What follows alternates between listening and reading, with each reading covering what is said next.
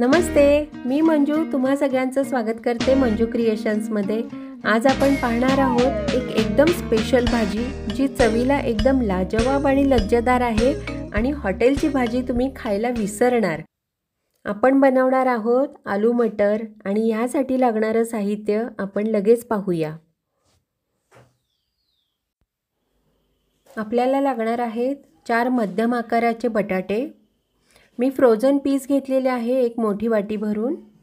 एक मोठा टोमॅटो आणि एक मोठा कांदा आपल्याला वाटण्यासाठी लागणार आहे। त्याचबरोबर आपल्याला आलं आणि लसूण लागणार आहे, चवीप्रमाणे तुम्ही कमी जास्त करू शकता। पुदिन्याचे एक 10-12 पाने मी घेतलेली आहेत आणि फोडणी परतण्यासाठी कांदा घेतलेला आहे।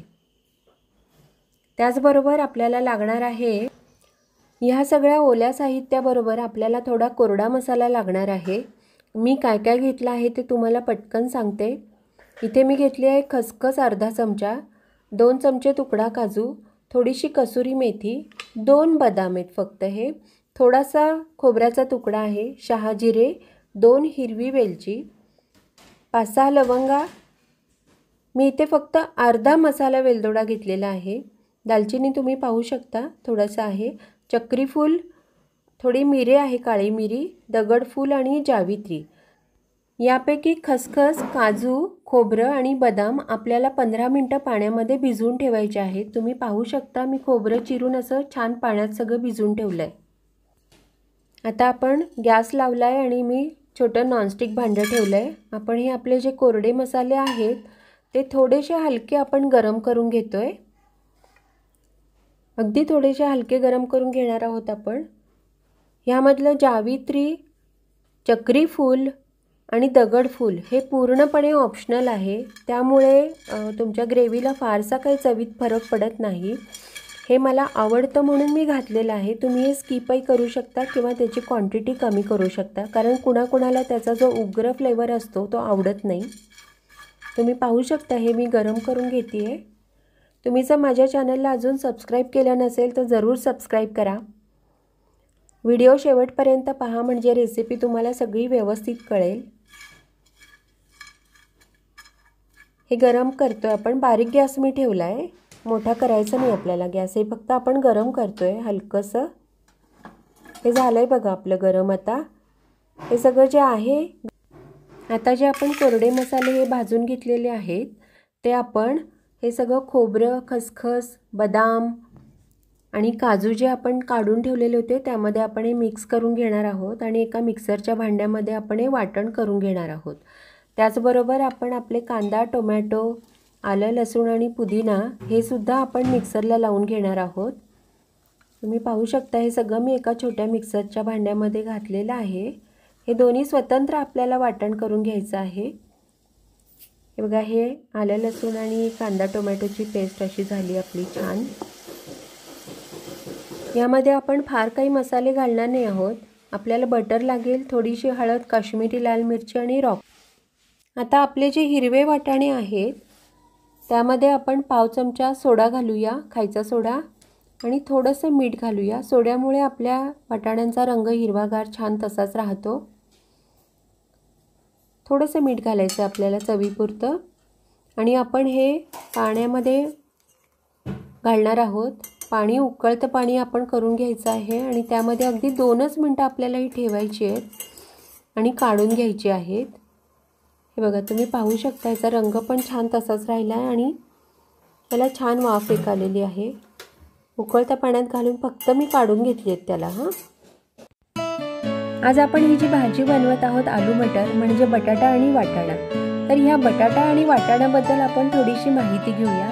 वाटाणा हे मूळ एशियन पीक असून हे भारताच्या नॉर्थ वेस्ट म्हणजे नॉर्थ वेस्टमध्ये आलं आपलं जम्मू काश्मीर, हिमाचल प्रदेश, पंजाब, हरियाणा, उत्तराखंड, उत्तर प्रदेश, मध्य प्रदेश, छत्तीसगड, अरे बापरे, या सगळ्या भागामध्ये प्रचूर मात्रेमध्ये ह्याचा वापर केला जातो आणि हे भारतीय पीक असल्यामुळे भारताच्या इतर भागांमध्ये सुद्धा हे भरपूर खाल्लं जातं, जसं की आपण महाराष्ट्र, गुजरातमध्ये सुद्धा आपण हे खातो। आता राहिली बटाट्याची गोष्ट। बटाटा हे पीक भारतीय नाही, बटाटा हा आपल्याकडे परदेशातून आलेला आहे आणि गंमत बघा कशी, आपण हा बटाटा सर्रास उपवासाला खातो। कारण की ह्याच्यामध्ये स्टार्च भरपूर असतो आणि ते पचायला वेळ लागतो, त्यामुळे शरीरामध्ये ताकद राहते. म्हणून खरं तर बटाटा उपवासाला खातो. बटाट्याची लागवड मुख्यतः साऊथ अमेरिकेमध्ये केली जाते आणि 16व्या शतकाच्या उत्तरार्धामध्ये हा बटाटा युरोपमध्ये आला आणि नंतर तिकडून सगळ्या जगभर पसरला आणि सगळ्यांच्याच हृदयामध्ये त्यांनी एक आपलं स्थान निर्माण केलं. कारण जिसमें मिलाओ हो जाए वैसा असा हा बटाटा आहे. त्यामुळे आपण ही बटाट्याचं पुराण आता थांबूया इथेच. हा सगळ्यांचा लाडका बटाटा आता आपण तेलावर थोडासा परतून घेऊया. थोडंसं तेल, मी एक पळी तेल घेतलं होतं आणि त्याच्यामध्ये या बटाट्याच्या फोडी घातल्या आहे. आपण थोडासा परतून हा झाकण लावून ठेवूया थोड्या वेळ. तो थोडासा वाफला की त्याची चव छान होईल आणि मुख्य भाजीमध्ये मिसळायला वेळ लागणार नाही. आपण ही रेसिपी आता करूया आपली. तेल घेतलं आहे मी भांड्यामध्ये. तेल तुमच्या आवडीप्रमाणे घ्या तुम्ही. आपल्याला वरून बटर पण टाकायचं आहे, त्यामुळे कमी घेतलं तरी हरकत नाही. आपण मोहरी किंवा जिरं वापरणार नाही आहे, त्यामुळे आपण तमालपत्र 2 घालतो आहे. तमालपत्राचा फ्लेवर खूप छान येतो. थोडंसं भाजून आपण लगेच यामध्ये आपला जो बारीक चिरून ठेवलेला कांदा होता तो घालूया.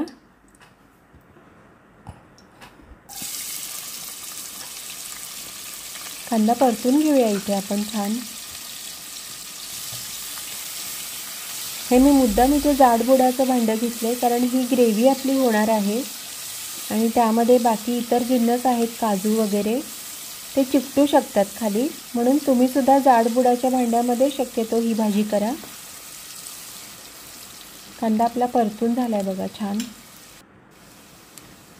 आपण लगेच आपली ही ग्रेव्ही घालूया, ज्यामध्ये आपण कांदा, टोमॅटो, आलं, लसूण आणि पुदिना घातला होता.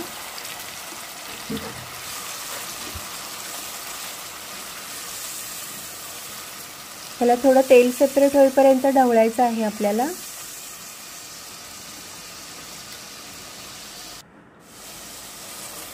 तेल छान सेपरेट झाले बघू शकता तुम्ही.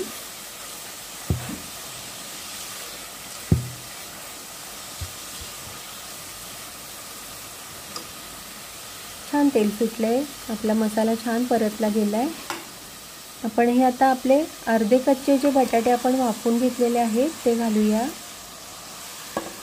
तेलावर आपण थोडेसे वाफवले आहेत हे, कारण भाजी परत आपली होईपर्यंत ते स्टीममध्ये ते छान शिजतात. मग वाटाण्याला सुद्धा आपण गरम पाण्यातून काढलेलं आहे, त्यामुळे वाटाण्याला सुद्धा शिजण्याला फार वेळ लागणार नाही आपल्याला. वाटाणे आपण घालून घेऊया.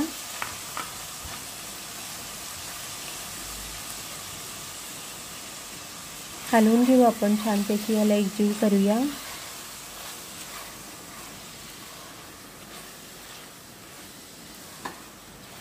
ही भाजी साधारण आपण घट्टसरच ठेवायची असते.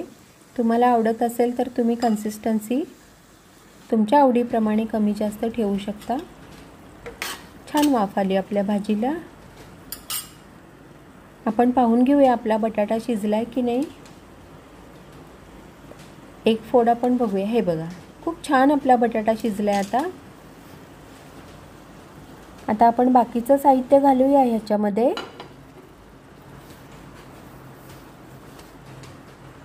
लाल मिरची पावडर आणि हळद आपण घातली ह्याच्यात.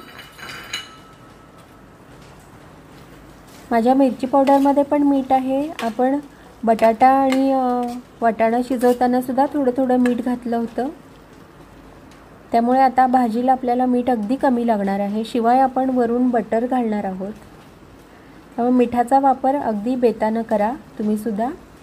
ही आपली ग्रेव्ही घालूया आपण. ही जी काजू वगैरेची पेस्ट केलेली आहे ती आपण घालून घेऊया.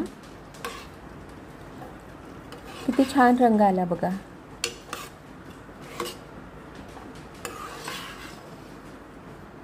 अशा पद्धतीने जर तुम्ही आलू मटर बनवलं तर खरंच तुम्ही वारंवार बनवून खाल. की छान ही भाजी बनते.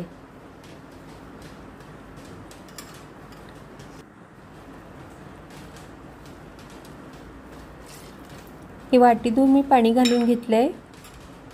आणि ही काही तिखट नाही आहे फार, भाजी गोडसरच असते, त्यामुळे लहान मुलं वगैरे पण छान एन्जॉय करणार ही भाजी.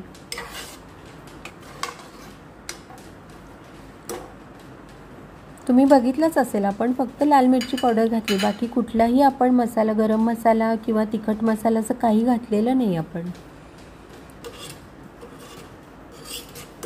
बटर घालून घेतलं आहे मी इथे. थोड्या वेळ आपण ही लावून ठेवूया. थोडं पाणी घालूनच ठेवूया, कारण खालची ग्रेव्ही चिकटायला नको. हे बघा, छान आपली भाजी तयार झाली आहे. यामध्ये आपण थोडीशी साय घालून घेऊया. साईचं हे घट्ट दूध आहे माझं. फ्रीजमध्ये आपण दूध ठेवतो ना, मग वर एक लेअर तयार होतो, ते घट्ट दूध आहे. तुम्ही साय पण घालू शकता. भाजी आपली तयार आहे छान. ही भाजी तुम्हाला कशी वाटली तुम्ही करून पहा आणि मला नक्की कमेंट करून सांगा. नवीन नवीन रेसिपीजसाठी मंजू क्रिएशन्सला भेट देत राहा. आपण सर्व करून घेऊया.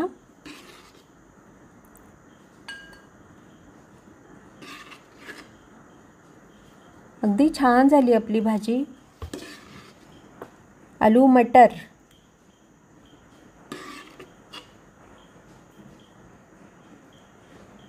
हॉटेलला सुद्धा तुम्ही जाणं विसराल ही भाजी खाल्ली तर.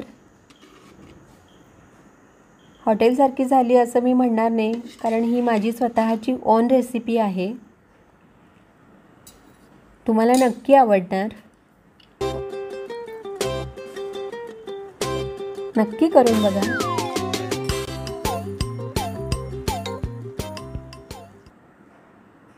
मंजू क्रिएशन्सला सबस्क्राईब करा. आठवणीनं मंजू क्रिएशन्सला भेट देत जा.